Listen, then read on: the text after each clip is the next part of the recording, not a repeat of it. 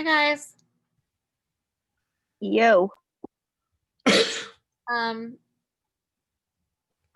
Hello. so Briggs is gonna run this meeting today, for the most part.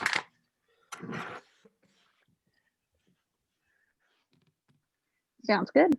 I just sent a tweet out and an announcement on Slack and LinkedIn. And I need to do Facebook. So many platforms.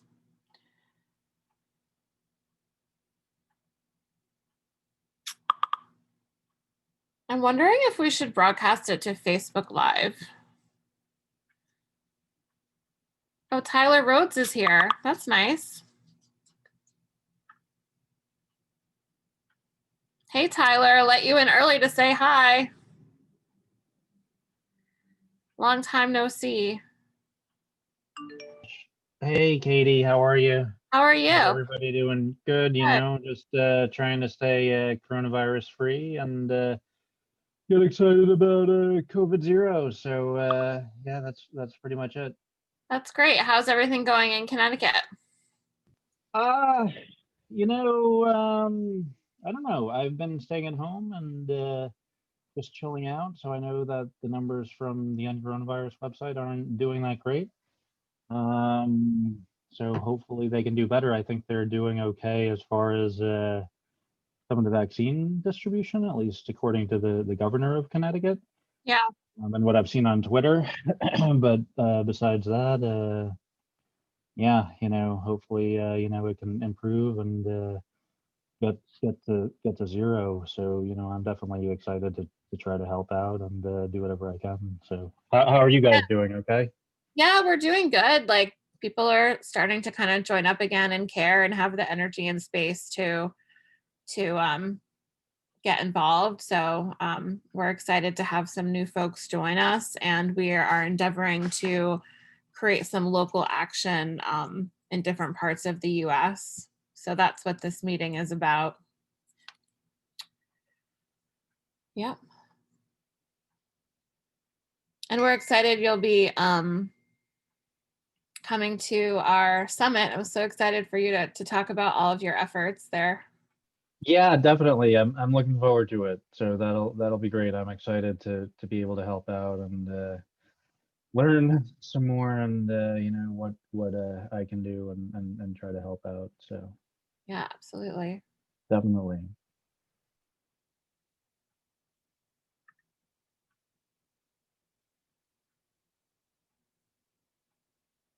Hi, Rami. Hi. You got let in early. You made the Hi, cut. everyone.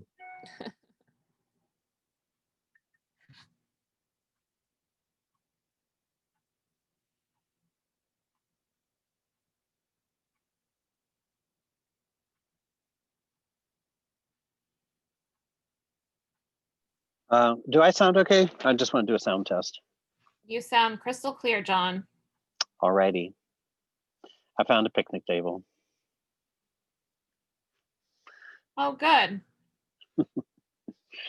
So inspiring. You're like, oh, I'm out in the woods and you have a good signal. And that's the thing I was worried about. I'm like driving and looking at the bars. I'm like, oh.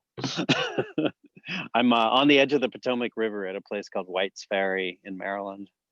Beautiful. It is a beautiful day. All right, well, it's 2:02 already. All right, so we'll let folks in. Hey, Briggs, are you connected yet? Hi, sorry about that. Just coming off another phone call. No, it's okay. Sorry. Yeah, I was chasing you through the different channels of communication with sending you links. Okay. Do you want me to start and open up and then you can take there? I'll do that. I'll introduce you.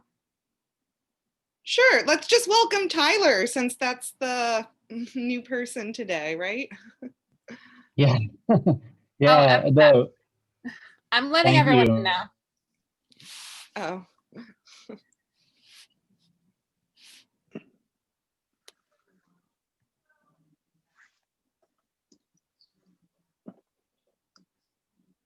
Well, hi, everybody. Welcome. Thanks for joining us at endcoronavirus.org's community action meeting, our second meeting.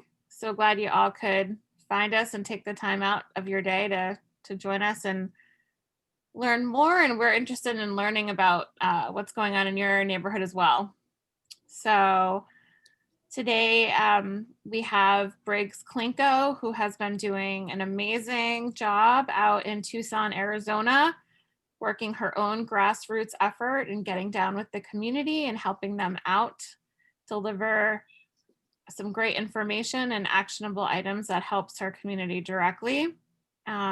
We also have one of our newer members, John Labovitz from West Virginia. He's a new member of ECV. He's been with us for about 2 weeks, but he's hit the ground running, and he's going to share his experience with the early stages of starting up action in your community. We also have Unir Baryam, who is the one who helps us start End Coronavirus, and he's been working on containing pandemics for many, many years, and always has a wealth of knowledge and wisdom and direction for us. And I'm going to turn it over to Briggs to get us started.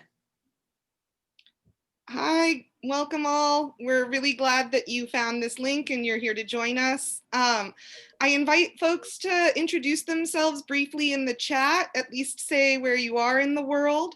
We're a global organization, so the volunteers at End Coronavirus are from all over. As Katie mentioned, I'm in Tucson. I bumped into this organization right towards the beginning of the pandemic. And I've been working to engage a zero COVID strategy in Tucson, Arizona. We've taken on a huge amount of outreach as well as some project-based work, and are slowly starting to see returns and successes on a great deal of input on the front end. We're really glad to welcome people here. We hope that this meeting can be a dialogue and to help inspire you to be part of the community of individuals who are taking leadership around working our way out of this pandemic.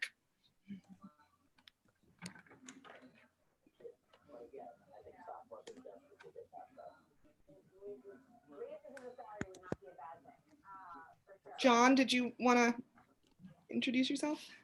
Sure. My name's John Labovitz. I live in the Eastern Panhandle of West Virginia, and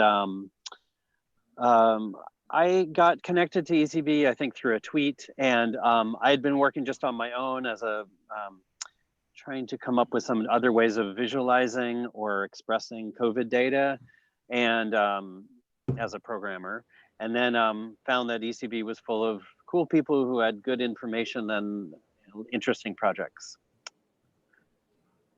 And Unir, if you would please introduce yourself.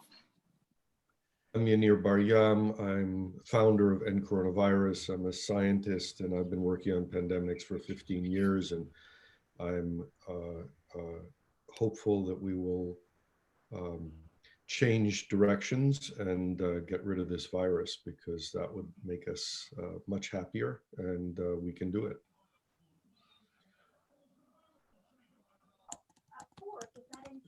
I'd also like to introduce a couple more people that just came on to the call. We have Tiffany James, who has headed up our South Carolina and Coronavirus Community Action Group. So welcome, Tiffany.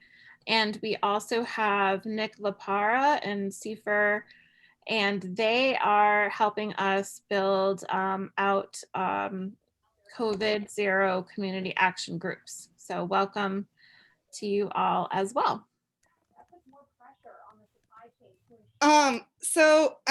As we endeavor to take on this conversation, I would love to have Tiffany take a quick moment to introduce her work. I also saw Joaquin, another one of our community leads, is on the call. So, and our Nashville team. So if you can take a minute and introduce yourselves, please. It looks like Tiffany said she would be right back. So perhaps we could start with Joaquin. Yeah. Hi, guys. Hey, I'm Joaquin Beltran. Been with ECV since March of last year. My background is in advocacy work, higher education, economic development. I have a political background too, working on the Obama campaign in 2008 in Northeast Las Vegas, and the Biden-Harris campaign recently in Winston-Salem, North Carolina. My involvement with ECV from the beginning has been to help empower action, help empower advocacy with our politicians. So you can find trainings on that online. I know there's one on YouTube. If you search for endcoronavirus.org advocacy training, you can find it there. Additionally, the Speak Up America platform allows for calls to your elected representatives, local, state, and federal, to advocate for policies to end the pandemic. So go speakupamerica.com/end coronavirus to get you started with that. And then recently launched greenzoneact.com, which is a framework for federal legislation to end community transmission of the pandemic. So, happy to be here. Happy to help in whatever way I can. If you like more information on greenzoneact.com, there's the framework is online there, and you could contact me at any time. So good to be here. Thank you.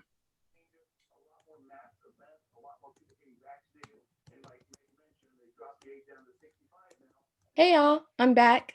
I guess I'll go. Hi, I'm Tiffany James. I am an organizer here in Columbia, South Carolina. I've been with End Coronavirus since May, and I got on board through a friend who recommended that I get involved in these efforts, since I was helping on the ground with our state Department of Health and Environmental Control. So I've been doing a lot of work with our team here, just community building, getting people to check on their church members, their family members, their friends, calling to see if they have symptoms, calling to see if they have any basic needs that need to be fulfilled, such as food or rent assistance, just helping the community and providing community care for each other during this time. Also working with hospitals with getting CT scan testing, and getting doctors to provide another option to PCR testing, and by prescribing their prescribing CT scans for COVID testing. Also, we've advocated for isolation spaces. And so one of the counties here donated an isolation or a home that they own for our project. We've been doing some advocacy work. We've been working with other organizations on the ground, whether they're doing rallies, like drive-in rallies, and virtual rallies. So we've been doing advocacy, some community action, and also community awareness, just spreading information on social media, and also within our networks. So that's just a little bit about what I'm doing here in South Carolina on the ground.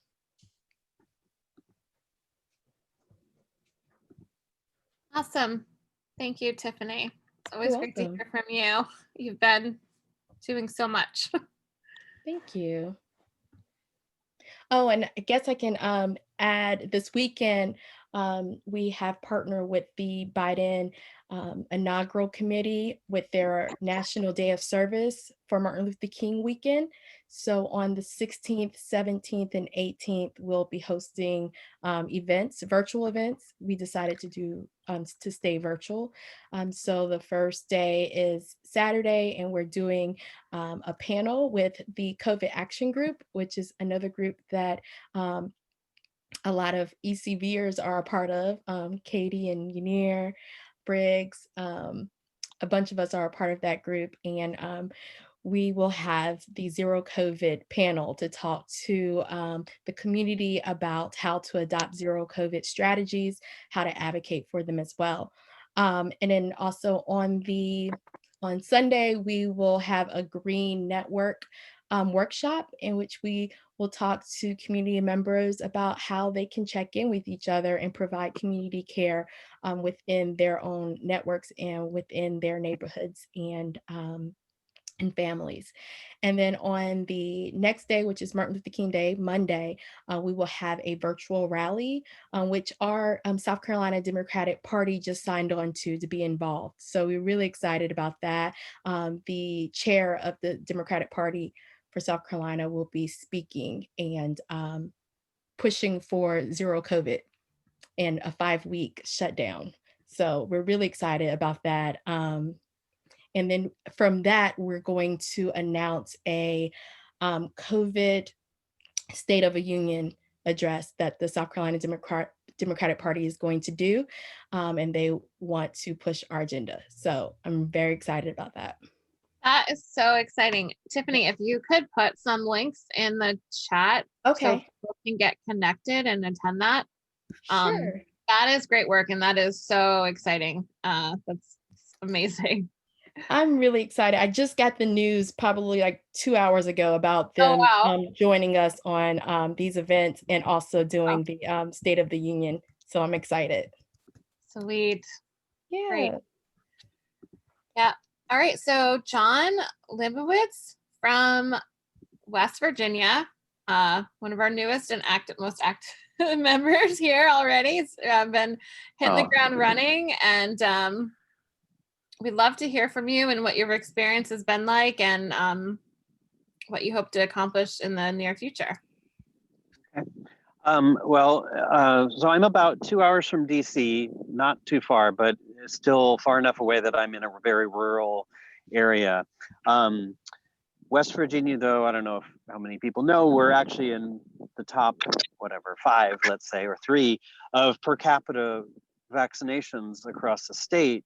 And that's largely, I believe, through our vaccine plan, deciding to vaccinate at nursing homes first, and in general from older to younger, obviously with the exception of healthcare workers and teachers and so on. So anyway, our plan seems to be going relatively well.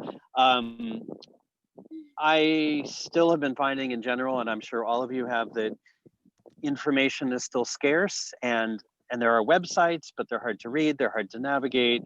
And websites and Facebook and so on don't do much if you're not a technical person or not online at all. So one of the things I do here more on the ground is I'm a volunteer driver for Meals on Wheels, which is a service, community service that delivers meals more or less daily to seniors who are in their own homes, seniors and other people who are otherwise can't cook or eat, shop, etc. So anyway, I've been doing this for about a year, and as I was hearing about the vaccines coming in and hearing the success of the nursing homes, I thought, well, the folks I delivered to are not in nursing homes, and I'm friends with several people, and so I checked in and said, what do you know about the vaccines? And they really didn't know very much, except some things that had come out on TV, which is, for that demographic, so the primary, it's either TV or gossip, it's not reliable, a lot of reliable, actionable information or interactive. So anyway, one of the benefits of a program like Meals on Wheels is because we distribute food, we have to work with the county in terms of the health department, sanitation, et cetera, health, food permits. So we already have a connection there. And I reached out to the program manager and said, wouldn't it be cool if we could at least try to let our seniors know that a vaccination was coming up? And so we ended up getting a little bit in the loop. It would be nice if it was a little earlier, but we got in the loop where literally heard about a vaccines being distributed the next day. And, or it was even that day, I think. And I said to the program manager, can we just print this email and put it in the boxes of food? And we did, and it worked. And there were about only 500 vaccines available that day. And so, you know, it wasn't as wide as we thought, but on the other hand, they all were wanted, you know, which is, as you know, is a problem in other places. So apparently we have a lot of people who want the vaccine, which is great. And we were able to at least start getting folks connected with that. So I'm hoping that's going to improve even a little bit better, that we'll hear a little sooner, be able to tell people a little sooner, and hopefully work on a little bit better graphic outreach than a printed email. So a printed flyer would be nice. And so far I've gotten some pretty good buy-in from all the people involved, and getting things going is always hard, but I think being able to show that this one little thing was done and that worked and it helps is a positive thing. I wanted to just say one other thing. Tiffany, you mentioned, I think, reaching out maybe to friends and other people you know. I did that too as sort of an experiment, and I'll paste it in the chat. But let's see, sorry. I basically put together a little message, sent it out sort of as a bulk text, not a group text, but a bulk text to 20 friends of mine, and just said, I'm learning a lot about this. I'm not an expert, but I'm happy to talk about this. And if you're looking for information that I don't know, let's look for it together. And things also with specifics like tests and vaccines locally. And that's been Awesome. you know, starting to be received. So I'm just, you know, it's very grassrooty, and it's very, I'm trying almost not to even set high expectations about any of this, which I think is appropriate in this space, you know. Yes, absolutely. Don't set high expectations, just do it. And I think everything will come naturally. You'll find out more things that, along the way that you want to include in your outreach. But I think that's a great start. And I know that people appreciate that message that you sent to them. So that's awesome. Thank you. And I just pasted it in there. So anyone, I'm open sourcing it. If anyone wants to you know, riff on that and do it themselves, go for it. Awesome. I'm going to copy and paste it for myself as well. Thanks for sharing. Thank you all. I appreciate being able to share. Thank you. Thank you so much, John. I'm excited to also introduce next Sefer Grisham. Hopefully I said your name correctly. And Nick are here to help us endeavor on a CovidZero initiative. So if you wouldn't mind. Yeah, thanks, Katie. Speaking on that. Thanks. Yeah, Katie, great, thank you. And great to meet everyone. I'm so excited to be in here with just so many great community organizers and like-minded groups, because really we're all banding together to get to CovidZero. We're trying to help each other, our neighbors, advocate for what we know is possible.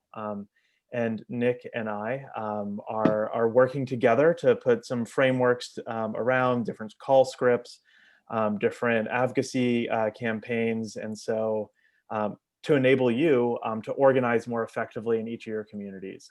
So as you have things that are working, we want to elevate those up. It's all about open source and taking what's working in one community, cross-pollinating that to another community to drive meaningful change. And it starts from asking your neighbor, just as John did with sending out the texts, and from asking your neighbor if they need help, to advocating to local business owners and seeing, hey, to that local coffee shop, what do they need to survive the next coming weeks and months, to advocating at your local council, mayor, state legislator, or federal level or international level to help get to CovidZero. So stay tuned in the coming days for more resources and playbooks and scripts for you all to leverage.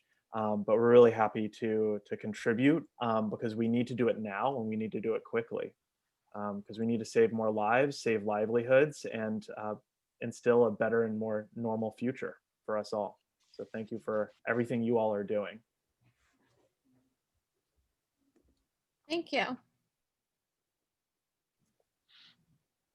I'm not sure if Nick wanted to introduce himself at all. I know you guys are your partner together. Yeah, Nick, do you want to say hi? Sure. I didn't want to take up any more time than we needed to, but I'm happy to introduce myself. Hey, all. I was on the call last week, call this week. Super excited to be with you all. Super proud of you all. The stuff I'm hearing is just, it's encouraging me. It's helping me. It's reinforcing that we can actually do this. It's reinforcing that we have the people, the resources, and we just have to tell better stories and be more cooperative with each other, with people we agree with, people we don't agree with. There's just so much work to do.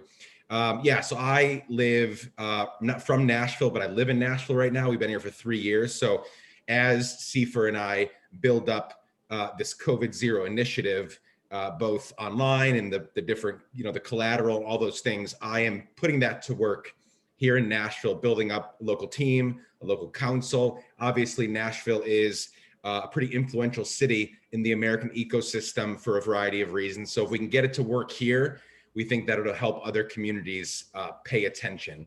So Seifer and I are working both at a national and in some ways international, mostly national level, but also we're going after different communities, Nashville being one of them. So again, thrilled. We have resources that we've already created.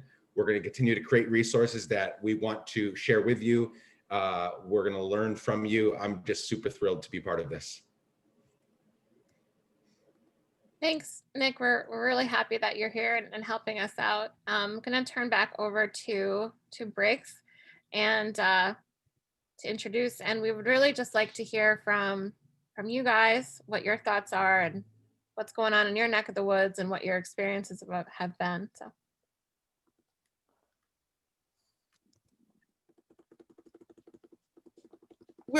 We're here to help start a conversation about individual actions and how individual actions can grow into community actions. Community actions can actually influence our outcome. So if you're here at this meeting, you're taking an action.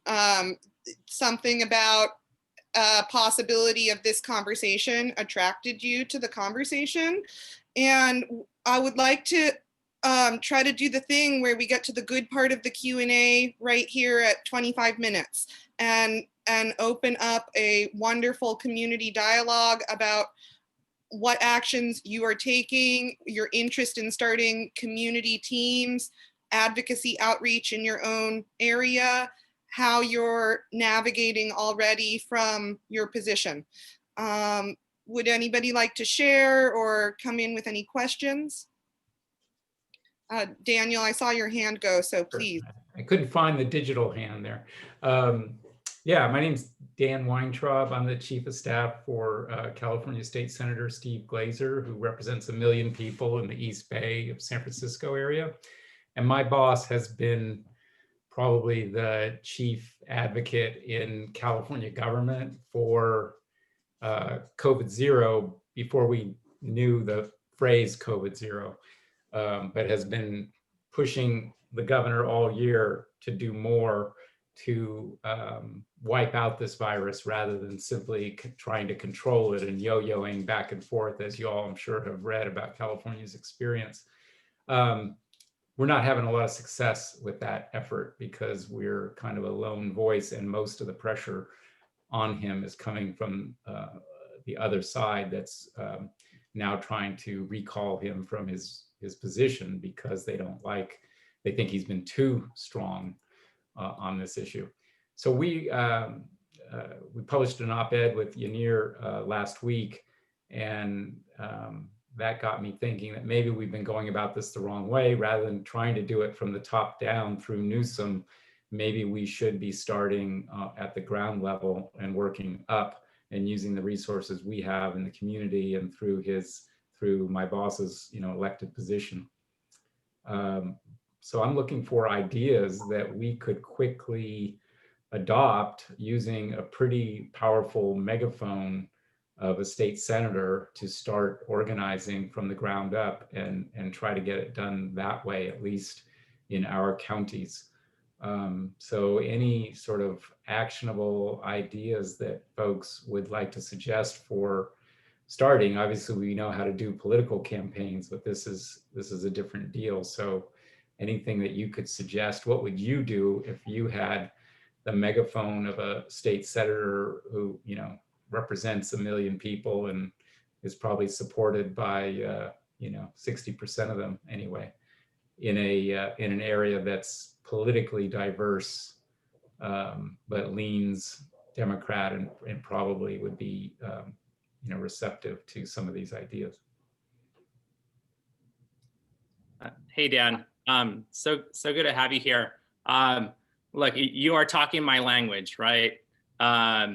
You know, when it comes down to it, we are at almost 400,000 deaths, right? Like we need to take significant action, right?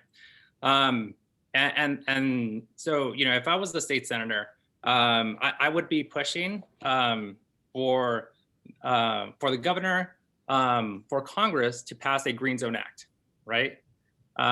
Which is comprehensive legislation for protection protocols, or financial foundation, and for community care, right?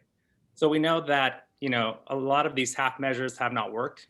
We need a comprehensive approach, right? And we need to make sure that everyone is taken care of during that process, right? And so, you know, this is basically doing what New Zealand, what Australia, you know, So what they all I did. don't interrupt you, but the problem is that's what we've been advocating for since March, and Newsom's never going to do it. And it would take months, even if we could get support in the legislature, to get something enacted. So we want to take your ideas and use our voice to start building that from the ground up without legislation. So what I'm looking for ideas for how we can change our tack, because we have not been able to budge the governor or even our Democratic colleagues to go in that direction. I'm going to push back a little bit, because there hasn't been comprehensive legislation in order to actually make it happen, right? So there's been ideas, there's been advocacy, but there hasn't been actual proposed comprehensive legislation to tackle all the different facets towards containment, right? So I think while, like, you know, every approach and every angle is important to take, I just want to encourage you to not let up on this part of it as well. So do you have a draft legislation for a Green Zone Act that we can? Yeah, it's the framework, and then we are working with congressional members right now to find a sponsor in order to draft the details of the legislation. But I'll forward that on to you, Daniel. Great. Tim Tusk had wanted to jump in on this conversation, so I added him here to the spotlight frame. So if Tim, if you'd like to go ahead and comment. Yeah, great. Well, thank you. From scenic Milwaukee, Wisconsin, with a great lake that's partly iced over. I just want to say to our warmer friends in California, that's awesome that looking at the ground up.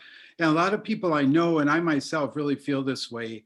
What is the plan? You know, half the families in healthcare, so I have more insight than others, but I think people would like to see on TV that it's hard because right now healthcare people get injected behind closed doors, aged get inoculated behind closed doors, but I don't see where the mass vaccination sites are going to be or when that's going to happen. And you know, a simple infographic beyond the 1A, B2, 1B, 1C, and 2 are out there. I think it'd be great to say, hey, guess what? We're going to be using this stadium, this high school, and this. We're waiting on vaccines. The allocation process is you know, that's another thing, just to side derail for a side, allocation. What does that mean? allocation doesn't even mean the vaccine's produced yet, you know, so let's define what allocation means, okay? So once we are allocated the doses and have the doses, how are they going to be administered? I think politicians need to get out there and say, hey, look, you know, it's these many doses were delivered, and you can see for your state, your county on the CDC site, how come they aren't in arms? And researching this further, it just seems like states are on a 4-day delay in reporting. So in other words, by the time they inject the arm, note the wherever they're injecting, get it to the local people who get it to the state, who get it to the CDC, there's probably a 4-day lag. So even though you've got 26,000 doses, you've only put in 11,000, well, maybe you're a lot closer to 26, but the delay in reporting. And so the sum of what I'm saying is just explain what's going on. You know, I mean, a lot of work is going on behind the scenes. I know in Wisconsin, there was a booklet put together, published 10/22 of 38 pages of what each county had to have in their healthcare plan for distribution. I tripped totally across that. I don't think any of my neighbors have any clue what's going on other than where do I get grandma vaccinated? One last piece is in Milwaukee, we have the convention center. The mayor's been on TV every night. This is where we're going to inoculate first responders. This is where we're going to get other health and frontline workers. And Okay, within 2 thank- weeks, we thank you should so be much. up to 1,000 per day. That's Okay, pretty low. we'd I'm like done. We'd just like to give some others to. Yeah, you no, said a no, lot. I'm done. Thank you for letting me talk. Okay. Absolutely. I'd like to respond to both commenters and both the questions coming up here. So my main observation in my community from engaging in the conversation has been the massive communication breakdown. So if I was a powerful politician who could create some more stability in a communication platform, whether that was a continuous monthly meeting, open dialogue, probably more frequently is better. This is one thing that I'm noticing is just happening naturally with a community action group of concerned citizens. We're now starting to have people representing pretty major nonprofits on the clock coming to our weekly meeting because people are looking for a communication channel to meet around these topics. And today we said, oh yeah, there's a nonprofit missing, and what we, you know, this is what our county and city should have been facilitating, and they're not. And so we're building it from the grassroots up. But one thing is just facilitating greater communication. The breakdown around the vaccines also has a great deal to do with informing people about there's a communication breakdowns at every strata of this pandemic.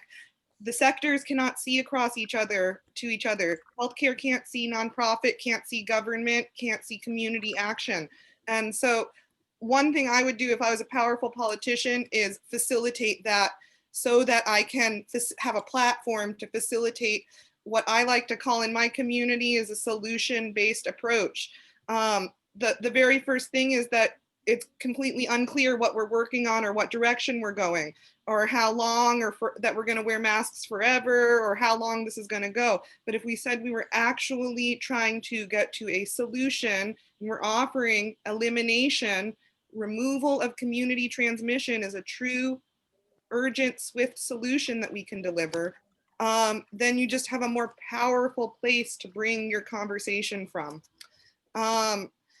For me, also, the most strongest and compelling outreach or dialogue point to local leaders and local politicians and engaging people to join this conversation is that it's going to be a ton of work either way. It's already been a ton of work. It's going to keep being a ton of work.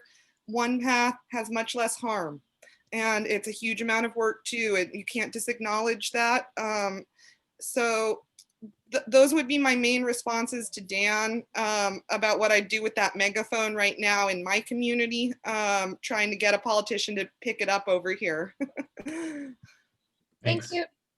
Thank you, Briggs. Did you want to respond to that? We also had a couple of other folks with their hands up. I'm not sure if they wanted to speak on this topic or a new one. If they're on this topic, let them go for it. I'm still. Okay. So Eileen, Sarah, would you like to respond? I could respond on Eileen. Caffrey, hello, everybody. Kim, I've spoke to you on the phone. Hello again. I'm just sort of responding to Daniel and Joaquin. Like, I love it. You're both right. But to sort of speak to what Joaquin is talking about in the frame of what's going on here, I think in Massachusetts and probably in other states is I'm very well connected with my legislators, but they're not doing Corona. They're doing everything else. And every time I'm like, okay, after the primary is the time. And oh, after the election is the time. And after this bill is session is the time. After the new speaker is the time. And I'm getting, and at like January 6th, I'm getting to be like, oh, I don't know that there's ever going to be a time. So to speak to sort of Daniel, like we have, and I don't have any clout, and I'm just gonna, that's real, and I can't make the clout for you, which is why I'm trying to hook up with people who might have clout, but I have ideas. And I used to work for the Department of Corrections here as a teacher. I had to leave my job in December because there weren't alternatives other than to go in. And that's this whole other draconian piece that I'm not wrapping up into this right now. But I felt like I've been doing this since March. I've been calling everybody. Yanir, I sort of bug him on the DM. And that's stuff I would never in a million years do. But now out of desperation, I'm like, I don't care who I tweet. I don't care. I'm just going to put it out. I sent this to, I denke, hat vergessen, sein Mikrofon zu muten. I DM this like strangers. I'm sort of disappointed that, you know, like advocate type people that they weren't able to come, but it doesn't seem like people are here. But so some of my thinking is we have this really active, youthful group that elected Ed Markey. And how does End Corona tap into that energy? I feel like Boston now has this really grassroots progressive movement because we're not a blue state, contrary to what you may have been told, other folks. But so how do you tap into that? And almost like, how does End Corona, can End Corona approach them and say, mass progressives, we want to be on your agenda? Thank you. Okay, Thank you. I'll let you go. Thank you, Eileen. It's great to hear your passion, and we definitely need people with passion and care. And I'd like to give Yanir a moment to reply. Yeah, so let me actually respond structurally. Everyone, no matter how big a megaphone they have, needs a team, because no one can do it by themselves. And so whether you're living in Boston and are connected locally, or whether you're a state senator in California, the first and most important thing is to get other people that you know who or you are aware that might be of help, and share with them the responsibility. I would also go back to what else was said. The communication is super important in terms of building the team, but more generally, and Briggs suggested monthly. I would try to see whether you could do it as short as possible. Even, I mean, if one could arrange to talk to your own community daily, that would be super important, because it will create an opportunity to share key information and to advance the conversation in the direction of a solution, as Briggs mentioned. So, but again, as big a megaphone, are there other state senators, even 2 or 3, that will work together, and they will each pull on their own threads and galvanize more of a team? That will be super important. Right, but can you, Yanir, expand on what is, I mean, we understand, you know, the vaccination plan or this and that. I mean, we can communicate that, but what I'm interested in is, what does this look like, what you're talking about, a community-driven CovidZero plan? Are you just talking about lobbying us? Because that's, I mean, or are you actually talking about something that could be implemented on the ground level without legislation? Yes, in principle, that primary actions are community actions. If a community decided to do this, it could do it. Now, the challenge is, of course, to get a community to decide as a shared responsibility to do this. And typically, of course, this would involve the community leadership. So it's not like the community somehow does it without any leadership, but it is often more the natural leadership of the community than necessarily, you know, the governor or the president, which are separated by multiple layers that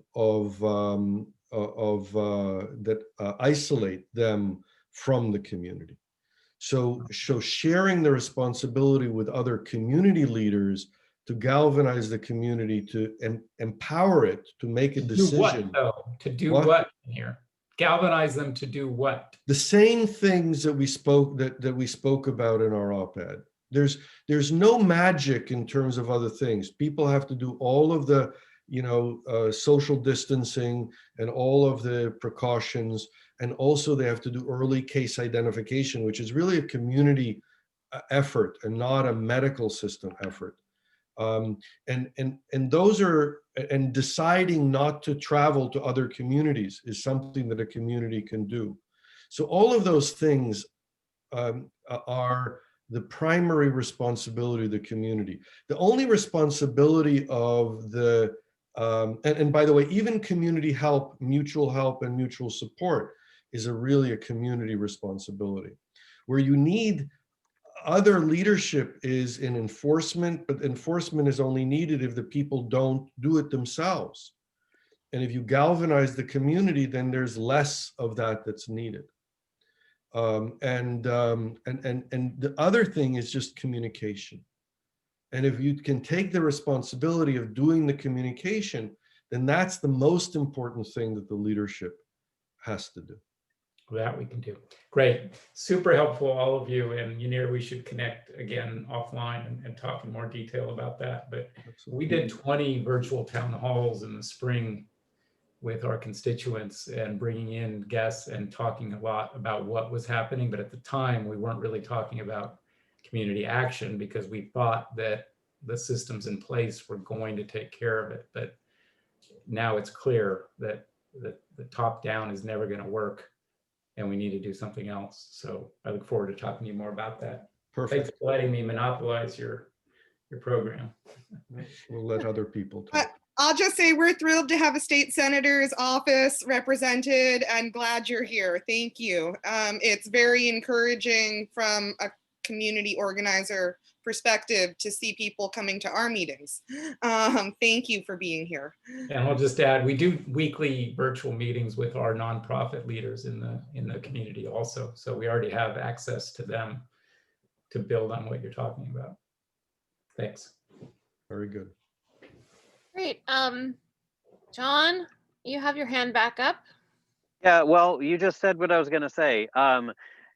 A weekly, you know, the real pragmatic or practical thing to do, have a weekly meeting, make it consistent, invite the right people, make it open to invite more new people who need to be there. And it's not, I mean, there's solutions out there, but most of the solutions will just come out of figuring out what's needed by that meeting. And you all can just be like, we show up every week. ECB is a great example of this. Like ECB shows up every day, week, whatever. And that's the best way to get things started. I'd also be happy to comment on the difference between small victories and the big picture. So I heard a little bit of a call. What is the solution? There's a network of actions that need to happen in unison to eliminate the virus, and how well these network of actions influence the timeline, which can be very short or very long.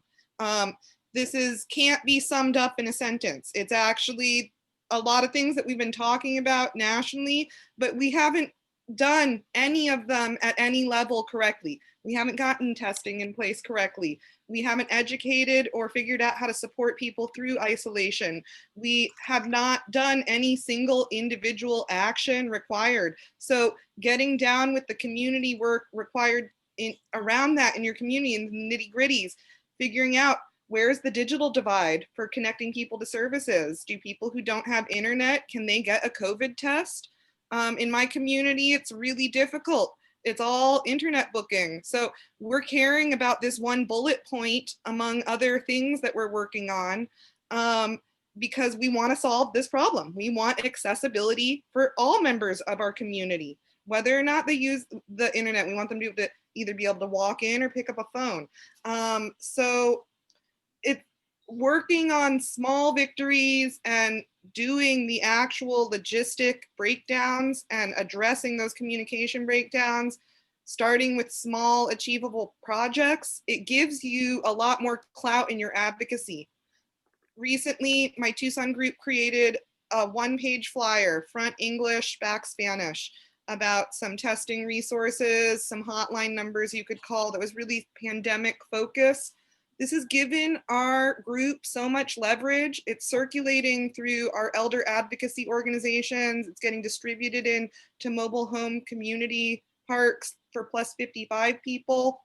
This vulnerable population identified, and it's going out in food banks, and it's circulating with other testing resources that didn't translate in Spanish. It's allowing us to navigate the advocacy conversation. We made that flyer under the banner of Zero COVID. Why did a community action group figure out this information, put it on a flyer, and figure out how to distribute it? Because we want to solve the pandemic, not because we want to solve testing. We want to chip away at all of these little issues that are required so that we can start working on the bigger needs like travel restrictions, which we haven't even been able to approach as a society because we're so far from doing the first of the network of steps. Thank you, Briggs. I just want to direct everyone's attention to the chat. We've got some good advice and also a click to tweet to get the word out to aim for CovidZero. I think most of us here on the call agree that that is the one and only way to exit and get our public health, our personal health, and our economic health repaired swiftly. We have some advice here from Safer Gresham, and we will be doing a training, a more in-detail training. So if you're interested in that, please contact CFER to sign up for that. We have making a community, what we call a playbook. So you'll get instruction on individual actions you can take, how to get started. I ask everyone to think about what kind of connections do they already have in their community, and that's where you start. Are you connected with your church? Are you connected with Meals on Wheels like John is? Do you have someone in your family like Briggs has that has some position in the local politics? Who has influence in your life? We all have connections. We've all made connections throughout our life in our community, and that's the easiest and most effective way to start.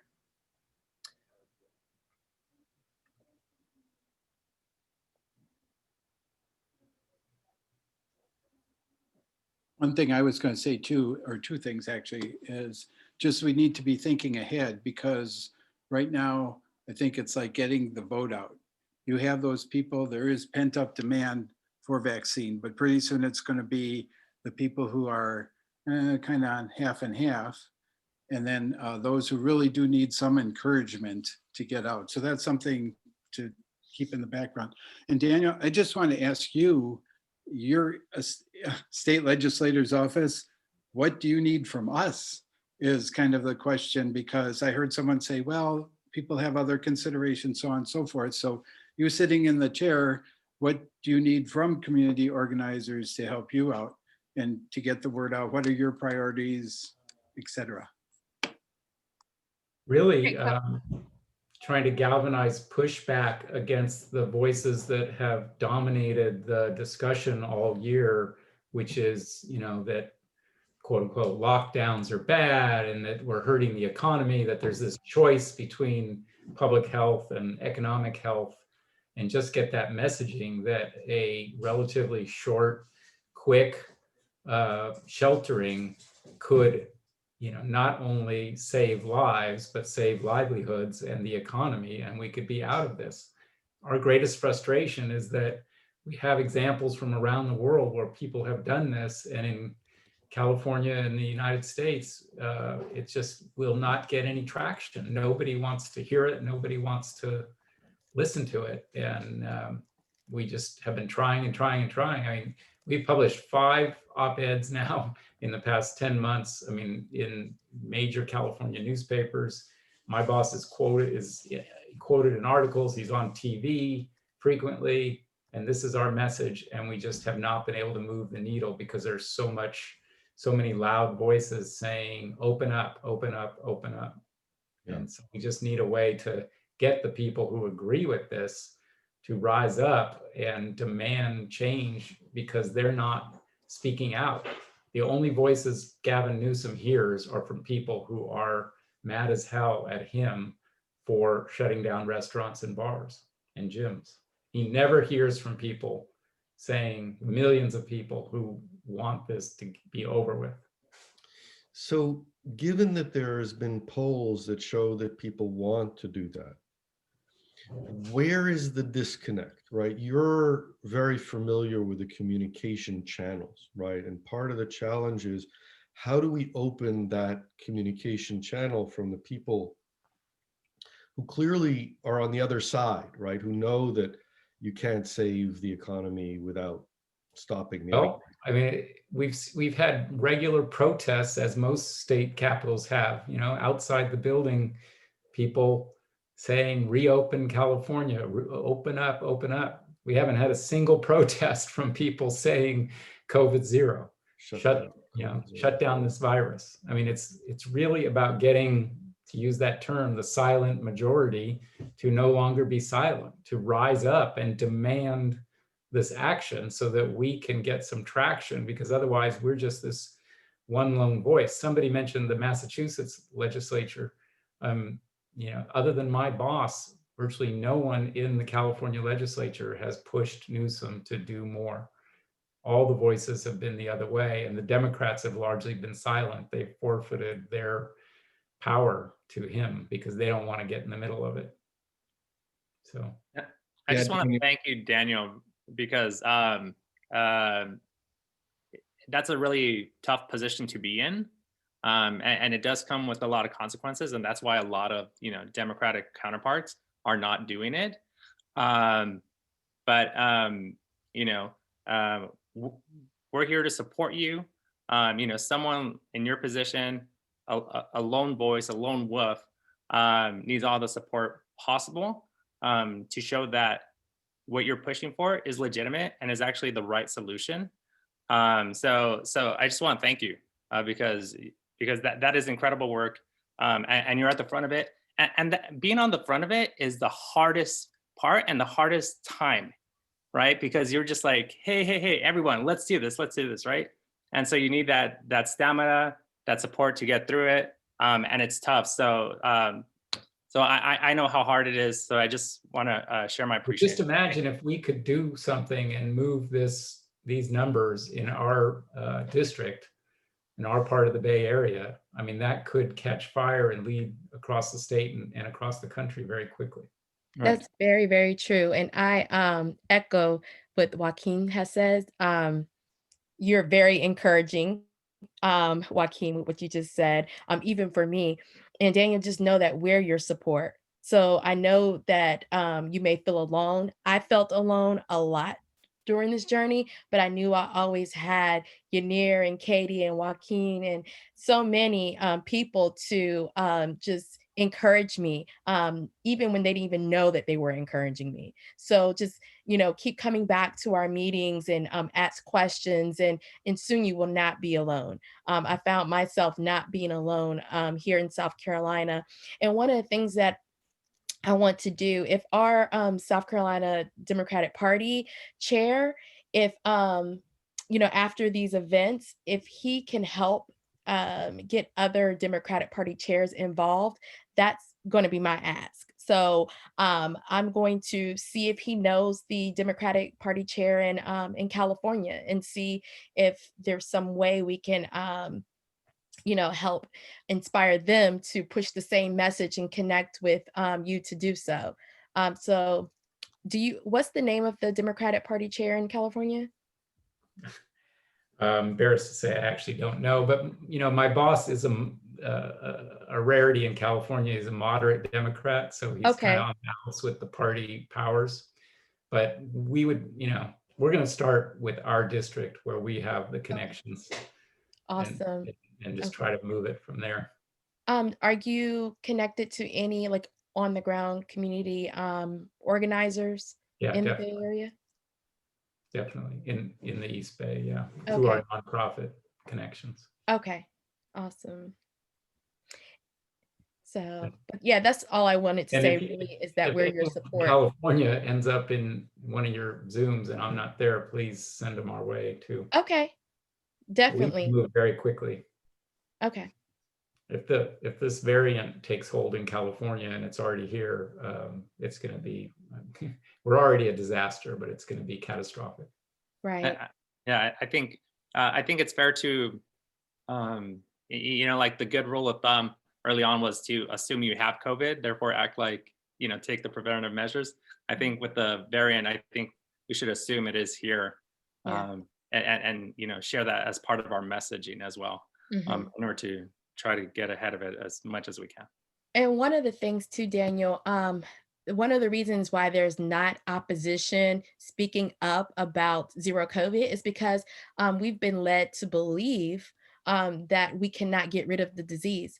So you're on the forefront of this, pushing the message and basically informing people that, yes, we can get rid of it. And I think if more people realize that this is something that we can get rid of, there's actually actions that we can take to get rid of it, then there will be people on the ground pushing for zero COVID strategy in California. So it's about getting the message out there that it actually can happen. Great, thanks. As we're closing in on an hour here, I want to say that I'm happy to stay on the call after an hour and continue the dialogue with anyone. I do want to draw a line between Aline, I'm sorry if I'm saying your name wrong, what you're saying about trying to reach up to politicians and what Daniel is saying about needing the voices of people. It's about getting more people, creating a mechanism to start conversations with people and enroll people to join your team with whatever skill sets you have. But that's really my take home that I'm going to work on from this meeting. We need more people saying this thing and broadcasting it more. And our team has identified that we have a big hole around PR. We're not doing press releases in Tucson, but you know what? We're recruiting right now. We're going to find that person because we realize we're ready and we need a louder voice and more people able to connect to us. So I just want to thank everybody for finding time to be here today. This is the most frustrating context to be working in. So you're all heroes for showing up. Thanks a lot. Avin, go ahead. Oops, we can't hear you. Yeah, my name is Avin. I'm Alfred. I'm from Namibia. I'm a mathematician by training. My professional interest is in mathematics and in physics. I was introduced to the end coronavirus strategy activities by a friend about probably 6 months ago.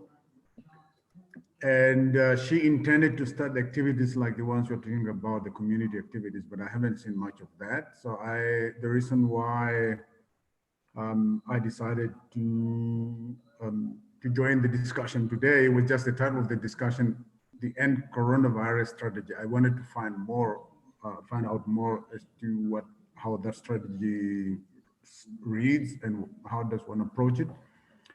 And my personal interest is in the modeling. I'm working together with a team. We're trying to put together a Namibia's mathematical models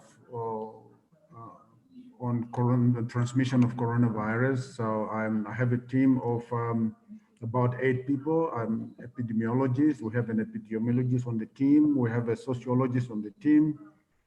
we have an expert in complex systems and about 3 mathematicians and a statistician. I'm more interested in the theoretical part of the work, but I was keen to hear about the end coronavirus strategy and what actually it advocates. So I will appreciate it if I can get more information on that. Hopefully we could encode that into the mathematical expressions that we are putting together.